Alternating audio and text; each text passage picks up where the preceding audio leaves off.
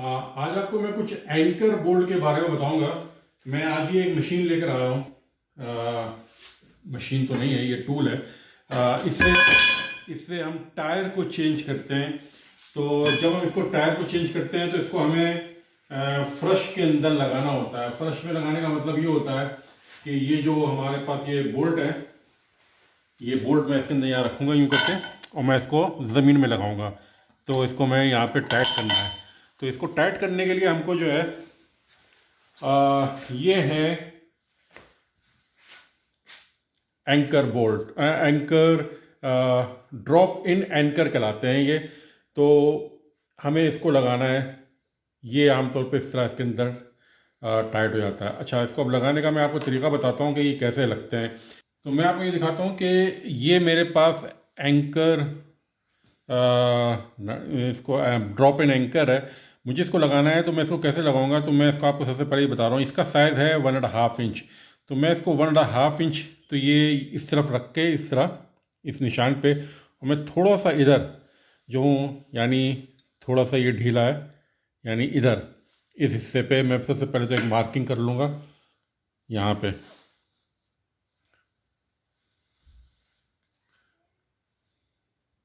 इसका मतलब ये हुआ कि अब जो है हमें इतने साइज़ के अंदर जो है ड्रिलिंग करनी है फ़र्श के अंदर। तो मैं ये फ़र्श के अंदर सबसे पहले मैं एक ड्रिलिंग करता हूँ।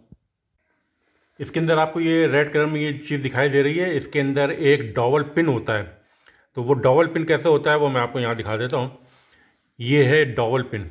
इसकी शेप आपको बता रही होगी कि ना ये टैपर है।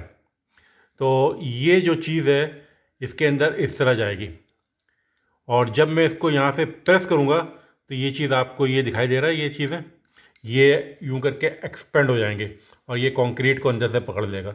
तो ये चीज़ आपको बता दी। और एक ये चीज़ मैंने बता दी कि इसकी जो लेंथ है उससे मैंने तकरीबन 1/4 इंच या 1/2 इंच बड़ी आपने इसको रखना होता है। तो मैं अब जो है ड्रिल इस हिस्से तक करूँगा, और मैं आपको दिखाता हूँ कि मैं यहाँ पे ड्रिल करता हूँ इस हिस्से पे।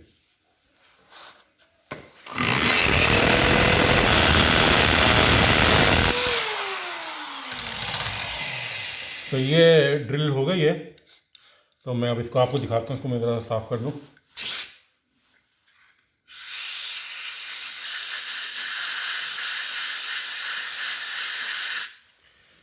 और ये अब इसके अंदर जाएगा।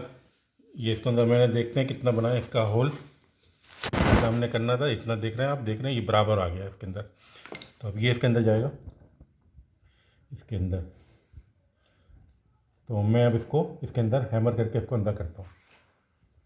मैं अब इसको ये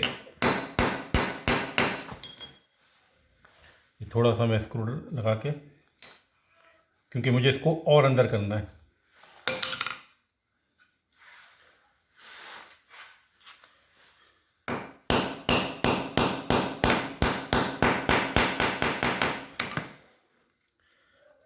आप देख रहे होंगे कि ये इसके लेवल हो गया। अब जो है मैं ये इस पंच से इसका ये जो डबल पिन जो मैंने आपको दिखाया था इसको मैं एक्सपेंड कर दूंगा ताकि ये चीज़ बाहर ना आ जाए। तो मैं इसको यहाँ पे रख के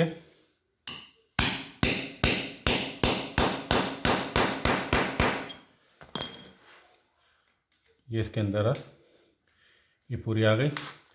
अब मैं अगर इसको इस मशीन को लगा के यहाँ से इसको टाइट करूँ तो मैं इसको यहाँ पे आराम से मैं इस तरह इसको टाइट कर सकता हूँ। देखिए अब मैंने इसको लगा दिया यहाँ पे, और इसको मैंने ये बोल्ट यहाँ पे आपको दिखाई दे रहा होगा।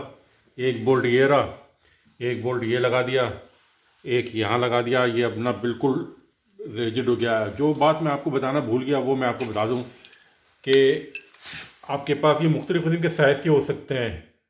तो आपको कैसे पता चलेगा कि आपको किस किस्म की ड्रिल का साइज ड्रिलिंग करनी है। तो ये याद रखिएगा, आमतौर पे तो इन पे लिखा हुआ होता है। इसके ऊपर मेरे ख्याल में आपको शायद नज़र आ रहा हो कुछ कि इस पे लिखा हुआ होता है कि आपको ड्रिलिंग की साइज़ क्या है। लेकिन अगर ना लिखा हो तो आपको इसको मेजर करना होगा कि ना ये जितना भी साइज़ है उस हिसाब से आप इसको